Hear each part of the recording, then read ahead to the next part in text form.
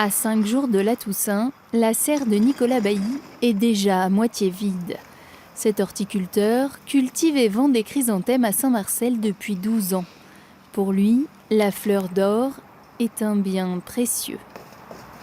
On produit environ 12 000 pots de chrysanthèmes. C'est une période assez importante, environ 25% du chiffre d'affaires. Voilà. Et on commence à planter ça fin mai, début juin. Et on cultive ça jusqu'à maintenant. Donc on met de l'engrais, on les pince, on les bichonne jusqu'à aujourd'hui. Toute la production sera vendue en quelques jours car le chrysanthème est toujours très demandé. En 1919, c'est Clémenceau qui appela à fleurir les tombes des soldats morts au combat avec cette fleur colorée. Depuis, la tradition perdure. C'est une question de fidélité à nos ancêtres, à notre famille, voilà, de penser à eux à cette époque et de fleurir les tombes, oui, c'est important, je trouve. Plus de 40 sortes de chrysanthèmes sont cultivées ici.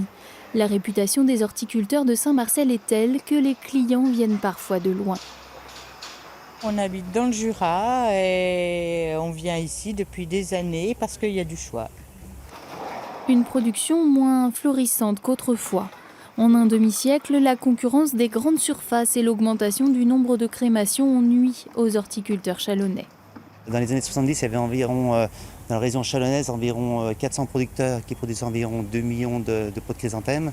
Et maintenant, on est en une petite dizaine et on produit environ 300 000 pots de chrysanthèmes.